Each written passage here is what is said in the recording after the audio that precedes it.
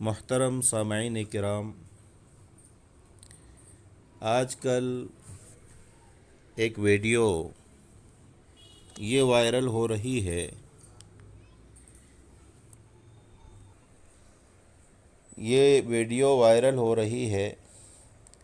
کہ عہد نبوی اور عہد صحابہ میں جزیرۃ العرب میں بھینس نہیں پائی جاتی تھی، اس لیے بھینس کی قربانی آپ صلی اللہ علیہ وسلم اور حضرات صحابہ سے نہ تو عملاً ثابت ہے اور نہ ہی آپ نے صراحتاً بھینس کی قربانی کے بارے میں کوئی حکم صادر فرمایا ہے۔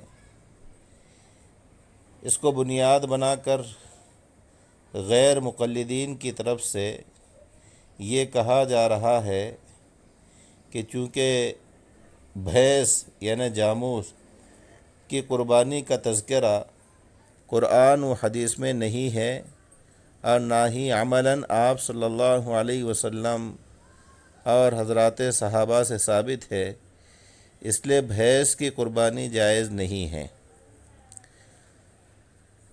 محترم سامعین کرام،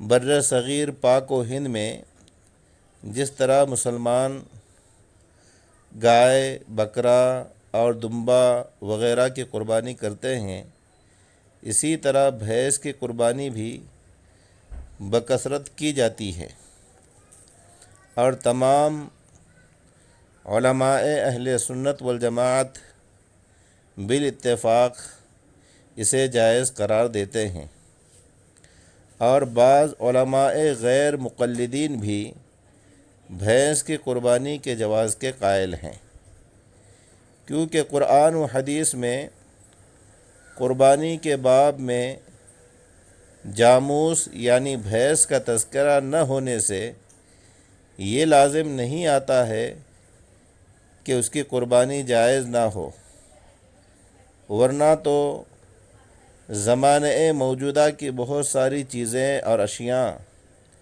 جن کا ذکر قرآن و حدیث میں نہیں ہے، مثلا موبائل، کمپیوٹر، جہاز اور ٹرین وغیرہ، ان سب کا استعمال بھی ناجائز ہونا چاہیے، حالانکہ ایسا نہیں ہے۔ اس لیے یہ دیکھا جائے کہ علماء امت کا بھینس کی قربانی کے سلسلے میں کیا موقف اور عمل رہا ہے۔ فقہاء اور محدثین نے بھینس کی قربانی کو کس بنیاد پر جائز قرار دیا ہے، وہ اس سلسلے میں فرماتے ہیں کہ اہل لغت کی کیا رائے ہیں۔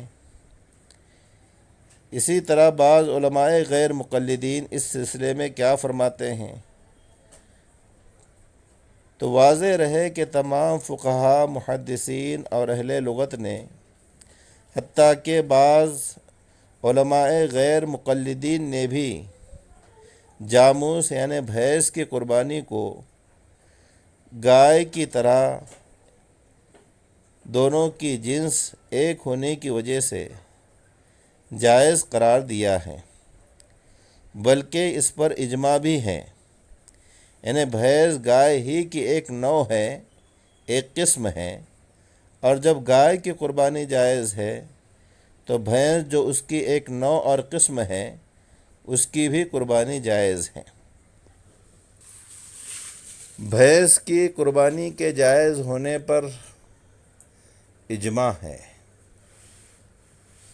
الاجماع لابن منذر جلد 1 صفحہ 45 پر یہ عبارت ہے: وَأَجْمَعُوا عَلَىٰ أَنَّ حُكْمَ الْجَوَامِيسِ حُكْمُ الْبَقَرِ وَأَجْمَعُوا عَلَىٰ أَنَّ حُكْمَ الْجَوَامِيسِ حُكْمُ الْبَقَرِ۔ اس پر اجماع ہے کہ بھینس گائے کے حکم میں ہیں۔ علامہ ابو الولید ابن رشد بدایۃ المجتہد میں لکھتے ہیں: اجمع العلماء علی جواز الضحایا من جمیع بہیمۃ الانعام، کہ تمام چوپایوں کی قربانی کے جواز پر علماء کا اتفاق ہے، اور بھینس کا بہیمۃ الانعام میں سے ہونا اظہر من الشمس ہے۔ گویا بھینس کی قربانی کے جواز پر بھی علماء کا اجماع ہے۔ حضرت امام احمد بن حنبل رحمۃ اللہ علیہ سے پوچھا گیا کہ کیا بھینس کی قربانی میں 7 حصے ہو سکتے ہیں؟ تو آپ نے جواباً فرمایا، مجھے اس میں کسی کے اختلاف کا علم نہیں، یعنی اس پر اجماع ہے۔ قلت الجوامیس تجزئ عن 7، قال لا اعرف خلاف هذا۔ حافظ ابن قدامہ مقدسی رحمۃ اللہ علیہ لکھتے ہیں، لا خلاف فی هذا نعلمه۔ وقال ابن المنذر اجمع كل من يحفظ عنه من اہل العلم ولأن الجوامیس من انواع البقر، کہ ہمیں اس مسئلے میں یعنی بھینس کی قربانی کے مسئلے میں اختلاف کا علم نہیں ہے، اور ابن منذر نے فرمایا اس پر تمام اہل علم کا اجماع ہے، اور اس لیے بھی کہ بھینس گائے ہی کی ایک قسم ہے۔ جب بھینس کی قربانی کے جواز پر اجماع ہے اور اجماع بھی دلیل شرعی ہے، آپ کو معلوم ہونا چاہیے کہ دلائل شرعیہ 4 ہے: کتاب اللہ، سنت رسول اللہ، اجماع امت اور قیاس۔ تو بھینس کی قربانی کے جواز پر جب اجماع ہے تو گویا بھینس کی قربانی کے جواز پر بھی دلیل شرعی موجود ہے۔ محدثین کے یہاں بھی اگر آپ دیکھتے ہیں تو حضرت امام مالک رحمۃ اللہ علیہ، مالک ابن انس رحمۃ اللہ علیہ فرماتے ہیں، انما ہی بقر کلھا، یہ بھینس گائے ہی ہے۔ اور ایک مقام پر فرماتے ہیں، الجاموس والبقر سوا، الجاموس والبقر سوا، کہ گائے اور بھینس برابر ہے۔ حضرت سفیان ثوری رحمۃ اللہ علیہ فرماتے ہیں، تحسب الجوامیس مع البقر، کہ بھینسوں کو گائے کے ساتھ شمار کیا جائے گا۔ حسن بصری رحمۃ اللہ علیہ فرماتے ہیں، الجوامیس بمنزلۃ البقر، بھینس گائے کے درجے میں ہیں۔ ادھر حضرات فقہا کو آپ دیکھیے، احناف کے یہاں بھی بھینس کو گائے کی جنس اور نوع قرار دیا گیا اور اس کی قربانی کو جائز کہا گیا۔ صاحب بدایع لکھتے ہیں، وَيَدْخُلُ فِي كُلِّ جِنْسٍ نَوْعُهُ وَالذَّكَرُ وَالْأُنْثَى مِنْهُ وَالْخَصِّيُّ وَالْفَحْلُ لِانْطِلَاقِ اسْمِ الْجِنْسِ عَلَى ذَلِكَ وَالْمَعْزُ نَوْعٌ مِّنَ الْغَنَمِ وَالْجَامُوسُ نَوْعٌ مِّنَ الْبَقَرِ، کہ جاموس گائے کی ایک قسم ہے۔ مالکیاں کو اگر آپ دیکھیں گے تو وہ فرماتے ہیں، وَمِنَ الْبَقَرِ ثَلَاثُونَ وَمِنَ الْبَقَرِ 40 وَتُضَمُّ أَصْنَافُ النَّوْعِ الْوَاحِدِ إِلَى بَعْضِهَا فَيُضَمُّ الْجَامُوسُ إِلَى الْبَقَرِ، کہ جاموس بقر میں شامل کی جائے گی۔ حنابلہ کو اگر آپ دیکھیں گے تو حنابلہ کے یہاں بھی لکھا ہے، النعام ہی الابل والبقر ویشمل الجاموس ویتناولها لحم البقر جاموسا۔ اس طرح کی عبارتیں حنابلہ کے یہاں بھی موجود ہیں۔ امام احمد ابن حنبل سے پوچھا گیا کہ کیا بھینس کی قربانی میں 7 حصے ہو سکتے ہیں؟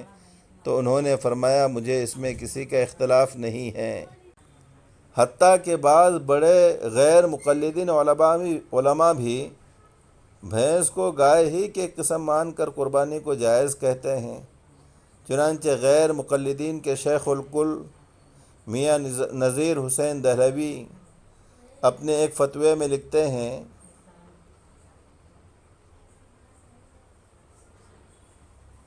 کہ بکری کی قربانی کی عمر 1 سال ہے، اور گائے اور بھینس کی قربانی کی عمر 2 سال ہے۔ اور آگے آپ لکھتے ہیں وَيَدْخُلُ فِي الْبَقَرِ الْجَامُوس لِأَنَّهُ مِنْ جِنْسِهِ، کہ گائے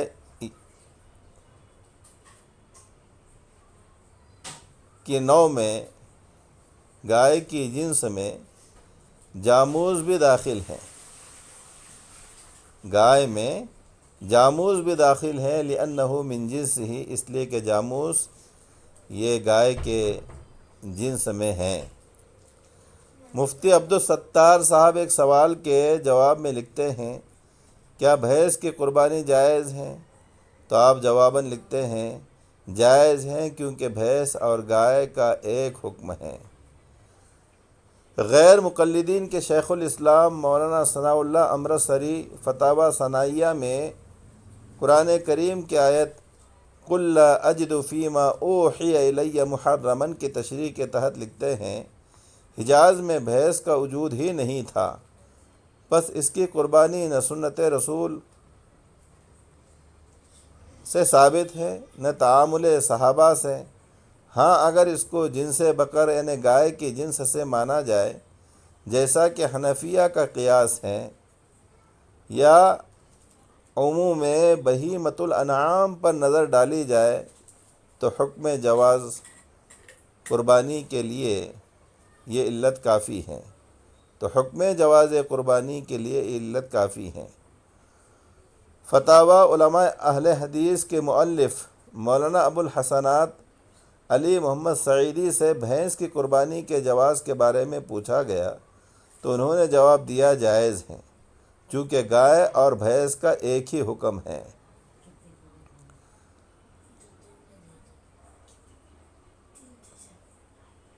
اس پوری تفصیل کے بعد میں یہ کہتا ہوں کہ جب تمام فقہاء و محدثین، اہل لغت، حتیٰ کہ بعض بڑے غیر مقلد علماء نے بھی بھینس کو گائے کی جنس سے مانا ہے، تو جس طرح گائے کی قربانی درست ہے، اسی طرح بھینس کی قربانی بھی درست ہوگی، اس میں کسی شک و شبے کی گنجائش نہیں ہے۔ گویا قرآن و حدیث میں گائے کے ضمن میں بھینس کا بھی تذکرہ موجود ہے، اور اگر بھینس کو گائے کی ایک قسم نہیں مانیں گے تو بھینس کا گوشت، دودھ، دہی اور گھی کا تذکرہ بھی تو قرآن و حدیث میں نہیں ہے۔ اس بنیاد پر کیا ہم اور آپ بھینس کے گوشت کو، اس کے دودھ کو، اس کے دہی کو اور گھی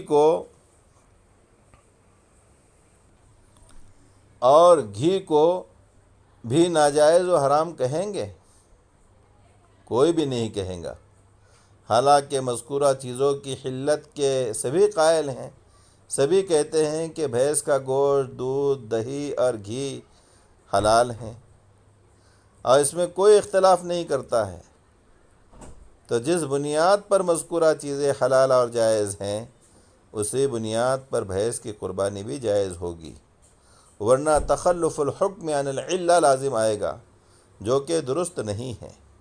اسی طرح تمام فقہاء اور ائمہ نے بھینس کو گائے کی جنس سے مان کر بھینس پر زکوٰۃ بھی فرض کی ہے، جبکہ قرآن و حدیث سے بھینس کی زکوٰۃ ثابت نہیں ہے، اور نہ ہی حضرات صحابہ نے بھینس کی زکوٰۃ اصول کی ہے، اور وجہ یہی تھی کہ عرب میں بھینس نہیں پائی جاتی تھی اور آج بھی نہیں ہے۔ اگر قربانی کو ناجائز کہیں گے تو زکوٰۃ کو بھی ناجائز کہنا پڑے گا، اس لیے جس طرح بھینس کی زکوٰۃ صحیح ہے، اس کا گوشت، دودھ، دہی اور گھی کا استعمال درست ہے، اسی طرح بھینس کی قربانی بھی صحیح ہے۔ تو اس کو خواہ مخواہ فتنہ نہ بنایا جائے اور امت کو اختلاف اور انتشار میں مبتلا نہ کیا جائے۔ والسلام علیکم ورحمۃ اللہ وبرکاتہ۔